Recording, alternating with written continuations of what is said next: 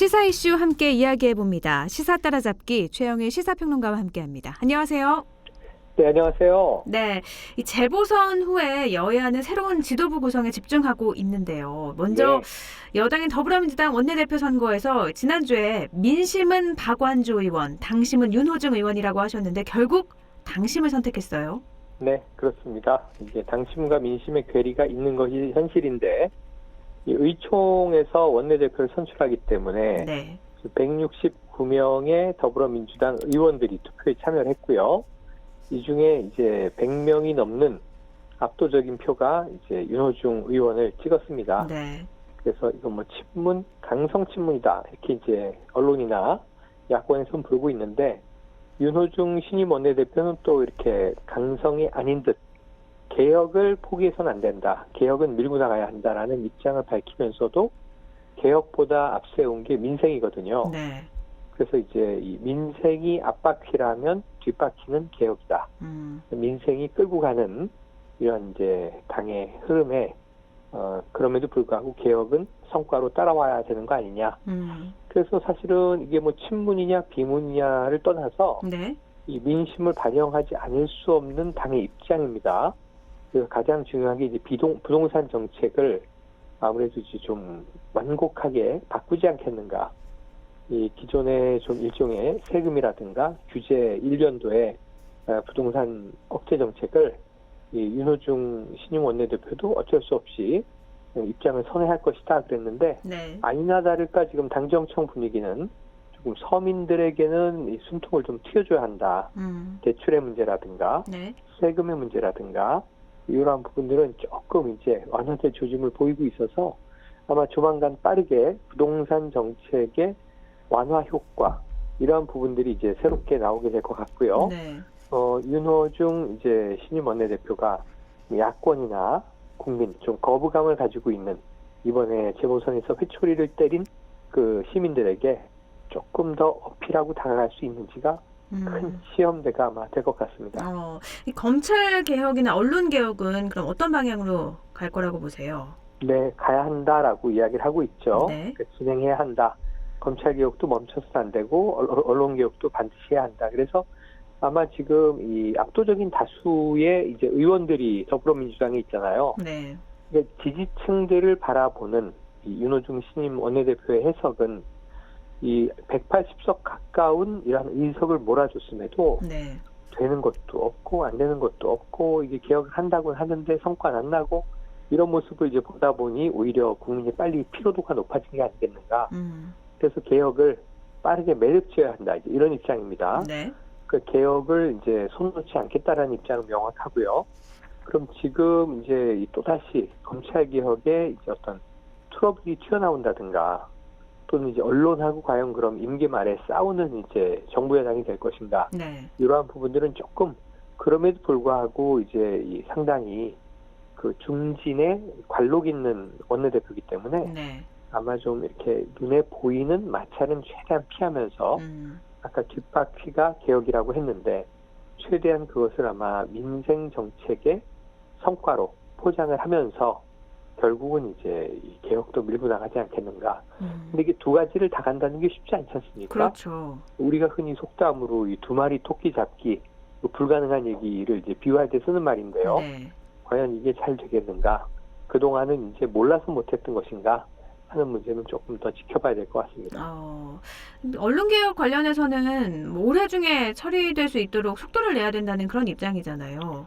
일단은 이제 여당, 집권 여당이기 때문에 언론개혁의 방점은 어디 있냐면은 이 입법에 있습니다. 법을 만드는 것이죠. 결국 언론개혁을 지금 이제 민주당의 내부에 언론개혁을 주창하는 의원들이 이야기할 때는 무엇보다도 이 가짜뉴스를 엄단하는, 처벌하는 법 같은 것들을 강하게 만들어서 이 그야말로 어떤 그 정치적인 목적이나 음해의 목적으로 가짜뉴스를 이제 퍼뜨리는 경우에 이건 사실은 기존의 개인들은 뭐 우리가 지금 알고 있는 메신저라든가 SNS에서 이런 행위를 하게 되면 명예훼손이나 뭐 허위 사실 적시에 의한 명예훼손 또는 모욕죄 이런 걸로 처벌이 되거든요. 많이 이제 저희 소송이 걸리고 또 수사를 당하고 이런 것도 보는데 언론의 경우에는 언론에서 이러한 이제 과실을 스스로 바로잡지 않는 경우에는 이 징벌적 손해배상이라고 하는 법적인 이제 어떤 조치를 통해서 언론이 이제 이러한 행위를 자주 하면 문을 닫을 수도 있다라는 현실을 보여줘야 언론이 이제 팩트 중심의 보도를 하지 않겠느냐, 이런 이제 입장들이 강합니다. 네. 그래서 어느 정도 수준의 이 징벌적 손해배상이 들어갈 수 있겠는지. 지금 우리나라는 이 메이저 언론에서 가짜 뉴스로 이제 확증이 되는 지나간 소송을 통해서라도 확인이 된다고 해도 기껏해야 피해 보상이나 손해배상이 몇 천만 원 수준이에요. 네. 뭐 몇 억이 나오기가 쉽지가 않아요. 그런데 이제 독일 같은 경우에는 한 60억 원 정도가 보통 나옵니다. 보통이 60억 원이에요. 네네. 네. 그래서 이런 걸 이제 몇 번 얻어맞게 되는 경우에는 아예 정말 중견 메이저 미디어 업체들은 문을 닫게 되는 경우도 이제 나타나곤 하죠. 네. 그래서 그만큼 팩트가 중요하고 가짜 뉴스는 문제가 심각하다라고 하는 건데, 어쨌든 지금 집권 여당에서는 가짜 뉴스라는 말보다도 이게 자꾸 정치적으로 또 표현이 이제 오해가 될 수 있으니까 이 팩트를 벗어난 이제 허위 사실들에 대해서는 미디어가 책임을 지도록 하자. 이게 이제 언론 개혁의 방점이 찍혀져 있다고 볼 수 있겠습니다. 또 전당대회도 다가오고 있죠. 지금 3파전인데 그럼 당권의 향방은 어떻게 될까요? 이게 원내대표는 좀 간단했어요. 네. 2파전이고. 그랬죠. 결국 그리고 이제 친문이냐 비문이냐 입장도 명확하고. 네. 또 이제 주류냐 비주류냐 이것도 이제 다만 이 의원들이 투표를 하게 되는 경우에는 의원들의 이 친소 관계라든가 무조건 이제 우리가 쉽게 표면적으로 보이는 투표가 이루어지는 게 아니라 내면적으로 좀 복잡한 표가 오가는 경우들이 많아요. 네. 그래서 주류가 이 사람이 될 줄 알았는데 비주류가 더 표를 많이 모았네, 이런 경우들이 왕왕 있는데, 지금 전당대회 같은 경우 당대표를 선출하는 이 지금 구성비는 사실은 압도적인 당심입니다. 그러니까 이게 우리가 보통 후보, 지난번에 서울시장, 부산시장 후보 같은 경우에는 당심 반, 민심 반, 이게 민주당의 이제 경우에 네. 후보 투표의 룰이었는데, 당 대표를 뽑는 경우에는 이게 당의 리더이기 때문에 당심이 90%예요. 일반 당원, 권리당원, 대의원 이렇게 이제 거의 90%가 당원들이고 10% 정도가 일반 국민 여론조사가 들어가요. 네. 그러니까 압도적으로 당원들의 입장이 쏠리는 쪽이 유리한데, 이번에 이 3파전을 보면 전당대회 5월 2일을 앞두고 당권에 도전한 지금 강력한 3인방 3파전이 벌어지고 있잖아요. 네. 첫 번째는 송영길 의원, 그리고 우원식 의원, 네. 홍영표 의원, 이렇게 보면 이 언론이 쓰긴 써요. 친문 송영길이다. 네. 또 친문 홍영표다. 네. 예, 비문 우원식이다. 네. 요거는 각자 좀 들으면 억울해할 수 있습니다. 억울해하더라고요. 네. 친문 비문이 이렇게 나뉘지가 않거든요. 네. 3명 다 친문일 수 있고 3명 다 비문일 수도 있어요. 네. 굳이 조금 더 이제 친문에 가까운 색채 그러면 이제 홍영표 의원을 들 수가 있는데, 문제는 또 문재인 대통령과 직접적인 관련이 없는 정치인이에요. 그럼 어찌 보면 우리가 이제 또 그야말로 핵심 친문으로 볼 수 있겠는가, 이런 문제들이 남아있기 때문에, 자, 결국은 누가 이제 친문 정책을 펴는가인데, 네. 3명의 후보 모두 다 문재인 정부의 성공을 위해서 내가 맡아야 된다, 이렇게 이야기를 하니까, 누구도 지금 내부에서 아직 5년차, 임기 5년차의 마지막 이제 해를 보내면서, 청와대에 반기를 들 사람은 없어 보입니다. 네. 그래서 사실은 이제 누가 돼도 무난하게 당정청 관계는 흘러가는 거 아니냐. 키워드에서 좀 팁을 잡아보시는 게 좋겠어요. 키워드요? 네. 키워드가 있습니다. 네. 송영길 의원은 혁신. 네. 당을 계속 혁신해야 한다. 그러면 이제 당을 혁신한다는 자체가 지금 당이 문제가 있다는 거 아니냐. 그럼 사실은 이거는 상당히 비문적인, 좀 차기 대권을 향해서 당을 바꾸겠다는 의미가 아니냐, 이런 거고요. 네. 그리고 이제 지금 우원식 의원은 이제 을지로 의원의 리더를 오래 맡기도 했는데, 민생의 강점이 있습니다. 민생. 네. 요거는 어찌 보면 이제 아까 신입 원내대표인 윤호중 의원과 비슷한 결일 수도 있겠고요. 네. 그리고 마지막으로 홍영표 의원은 단결입니다. 그래서 무슨 공수부대 구호를 붙이셨지? 하고 이제 제가 조금 놀렸는데, 네. 이게 당정청의 단결을 의미한다. 임기 마지막까지 이탈 없이 문재인 정부와 함께 당이 보조를 맞춰야 한다. 이제 이런 의미라는 점에서는 가장 좀 친문적인 이제 어떤 키워드를 뽑았다라고 볼 수도 있겠어요. 그래서 혁신이냐, 민생이냐, 단결이냐. 네. 5월 2일이 이제 얼마 남지 않았는데 지금 또 한 명은 아마 중간에 중도 사퇴할 것이다. 이런 관측도 있고요. 네. 또 확인된 사실이 아닙니다. 네. 그리고 또 이제 이 송영길 의원 쪽으로 좀 압도적으로 쏠려 있다라고 하는 또 관측도 있고요. 이것도 아직은 믿을 수는 없습니다. 어떻게 흘러갈지는 뚜껑을 열어봐야 하기 때문에.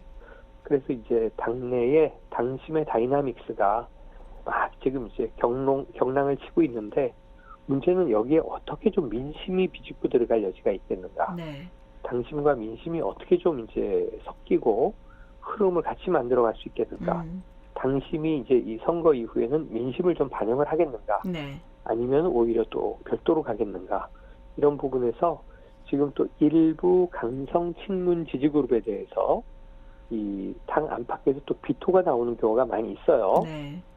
그런데 이제 이 뭐 문자 폭탄 이야기도 많이 나오고 그러지 않습니까? 그런데 일단은 당의 지금 주류 지도부 측에서는 그러한 것은 크게 괴념치 않겠다 하고 가는 분위기예요. 하지만 이제 오히려 상대 야권 쪽에서 이걸 매섭게 비판을 하고 있는데 이러한 이제 당내의 여러 가지 스펙트럼의 여론들이 어떻게 수렴이 될지는 결국은 5월 1일 뚜껑을 열어봐야 알 수 있겠습니다. 당심이 90% 작용하는데 여기에 얼마나 많은 민심을 담았느냐. 그거에 따라서 혁신인 송영길 후보, 또 민생인 우원식 후보, 단결인 홍영표 후보 누가 될지가 결정이 되는군요. 그렇습니다. 네. 지난 주말에 단행된 청와대 개각도 좀 짚어봐야 될 것 같아요. 네네. 네, 야당의 비판은 계속되고 있고요.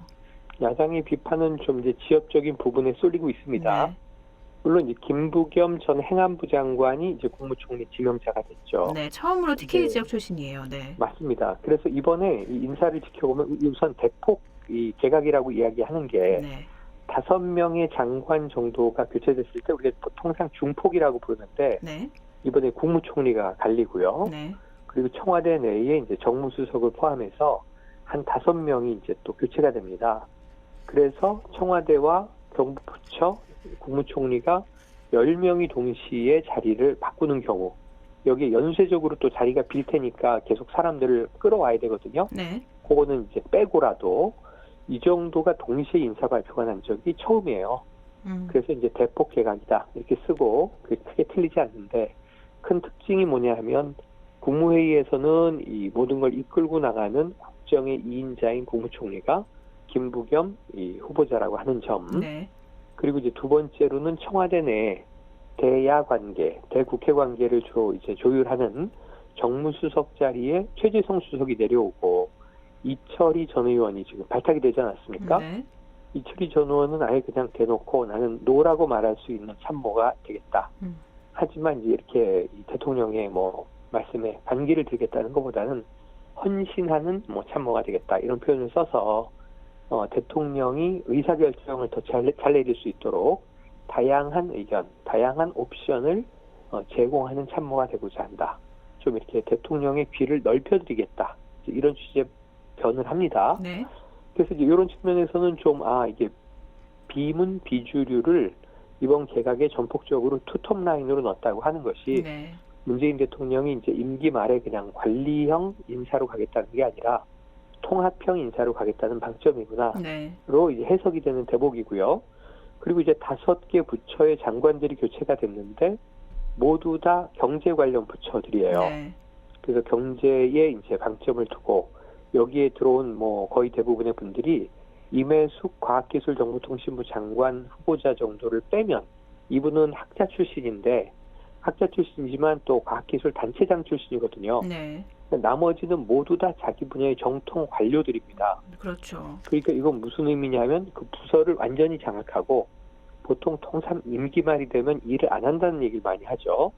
복지부동한다. 우리가 이런 얘기를 하는데 새로운 정책을 뭐 장관들이 개발해내거나 하진 않더라도 기존에 만들어진 정책을 끝까지 작동할 수 있도록 일을 시키고 성과를 내고 관리하는 꼼꼼한 수장들을 이제 중심으로 발탁을 했다. 네. 이렇게 이제 읽어볼 수 있는 대목입니다. 다만 처음에 말씀드린 대로 이 지역적인 문제에서 좀 트러블이 나오고 있는 게 네. 신설된 비서관 자리가 하나 있어요. 네. 방역기획관. 여기에 이제 저도 방송에서 자주 뵌 분인데 이 김호란 국립암센터 교수. 네. 주로 우리가 코로나19 관련해서 방역에 방송에 나오는 여러 교수들이 있는데 꽤 많이 이제 방송에 나왔던 분입니다. 그래서 이분이 발탁이 됐는데 야권에서 한 두 가지 문제 제기가 되고 있어요. 지난해 11월에 백신은 천천히 도입해도 된다. 이런 이제 라디오에서의 발언. 그리고 또 김호란 교수의 이제 남편이 지난해 총선에서 이 대통령 사저가 있는 양산갑에 전략공천을 받았다가 낙선을 한 정치인입니다. 네. 민주당 정치인입니다. 그러니까 이게 일종의 보훈 인사 아니냐는 또 이제 야당의 질타를 받고 있는 거거든요. 근데 또 일각에서는 김호란 교수는 충분히 방역계획관을 수행할 수 있는 자격을 갖추고 있다. 그래서 이것은 그러한 보훈 인사가 아니다라고 하는 또 여당 측의 입장이 맞서고 있기 때문에 네. 이 자리를 갑자기 교체하거나 인사를 바꿀 것 같지는 않습니다. 다만 앞으로 이제 백신 수급이 지금 조금 곤란해져 있는 상황이죠. 네. 그래서 이제 앞으로 이제 야권과 언론의 공세를 이 방역기획관이 제대로 잘 막아낼 수 있겠는가. 오히려 이게 지금 정은경 질병관리청장의 힘을 빼려고 만든 자리 아니냐. 이렇게 이제 질타를 받고 있는데 어떤 역할을 할지는 앞으로 이제 청와대 학의에 달려있다. 이렇게 볼 수 있겠습니다. 네. 김호란 방역관은 아무래도 이렇게 백신 수급에 있어서 잘못된 방역정책 아니냐 이런 논란이 계속 될 것 같고요. 맞습니다. 또 관련 출신을 많이 발탁을 해서 이번에 실질적인 좀 성과를 얻지 않을까 이런 기대도 있는데 이것도 지켜봐야 될 문제 같네요. 그렇습니다. 네네. 야권이 좀 복잡한데 국민의힘과 국민의당 통합 합당 진행이 됩니까? 오리무중입니다. 네. 지금 일단은 통합을 국민의힘 내부에서는 의결을 했죠. 네. 의원총회에서. 근데 왜 합당이 아니고 통합이냐? 통합은 좀 약간 모호한 얘기예요. 네. 그리고 또 흡수 통합으로 국민의당에 비칠 수도 있어요. 그렇죠. 국민의당은 23일까지 당내 의견을 수렴한다 그랬는데 국민의당이 지금 거대한 당이 아니지 않습니까? 네. 이 며칠 필요하지 않거든요. 오히려 이 중진이 모여서 안철수 대표랑 몇 시간 회의하면은 끝나는 얘기입니다. 과거에 안철수 대표가 합당을 하거나 혹은 분당을 하거나 할 때는 속도전을 폈거든요. 네. 근데 원래 이번 재보선 이전에 단일화가 되면 합당은 반드시 진행한다. 이건 안철수 대표가 먼저 선언을 한 얘기고요. 네. 그때는 김종인 당시 비대위원장이 상당히 뜬금없다. 누가 합당한대? 이런 분위기였거든요. 네. 그런데 지금 오히려 이 김종인 비대위원장은 나갔고 국민의힘은 합당하자 그러는데 국민의당은 잠깐만 내부 의견을 좀 모아볼게 이러고 있거든요. 네네. 당원들이 허락 안 하면 진행 안 한다는 입장인 것 같고요. 맞습니다. 네. 그러면 애초에 왜 이 단일화 과정에서는 합당을 한다고 안철수 대표는 얘기했던 걸까요? 이때는 당원의 의사를 묻지 않고 질렀거든요. 네. 그러니까 이제 여러 가지 지금은 좀 생각이 바뀌고 있는 거 아니냐 이런 얘기가 나오고 네. 그 이유는 국민의당이 지금 세력이 강하진 않지만 국민의힘의 흡수 통합이 되는 방법이 하나 있고 네. 또 하나는 지금 제3지대가 슬슬 열리고 있는데 시간이 조금 흘러서 윤석열 전 검찰총장이 강력한 차기 대권 주자로 국민의힘과 바로 손을 잡지 않고 독자적인 정치 세력화를 했을 때 네. 어쩌면 안철수 대표에게는 그쪽이 열리는 그러한 이제 영역이 더 좋은 기회를 제공하는 것 아니냐. 근데 지금 여러 가지 딜레마가 있습니다. 윤석열 전 총장이 과연 신당 창당하겠느냐. 이거는 다 조금 부정적으로 생각하는 전문가들이 많고요. 네.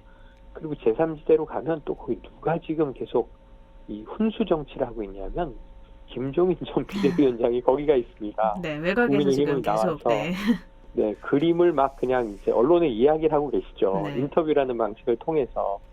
그럼 이게 김종인 전 비대위원장은 안철수 대표에게 거의 천적 같은 인물이에요. 네. 그래서 그 제3지대에서 만난들 좀 플러스 알파가 있겠느냐. 네. 쉽지 않다. 이런 대목이고. 또 윤석열 전 총장은 이게 안철수 대표든 김종인 전 위원장이든 그 지금 이 기성정치 인물들의 도움을 필요로 할까? 이미 진용이 짜였다는 얘기가 많이 나오고 있습니다. 네. 상당히 좀 참신하고 신진 인물들로 어떻게 보면 경제, 안보, 외교 이런 분야의 이제 진용들도 있고 그리고 또 이제 정치 멘토도 이미 있다 이런 얘기도 나오고 있어요. 네. 그래서 이런 부분에서는 또 이제 과연 윤석열 전 총장이 정치는 혼자 하는 것이 아니다. 나와 함께하는 이런 사람들이 있다. 신당 창당으로 가든 중간에서 독자적인 정치 세력화를 했다가 결국은 야권들을 다 통합을 하든 아니면 이제 조직의 국민의 힘이고요.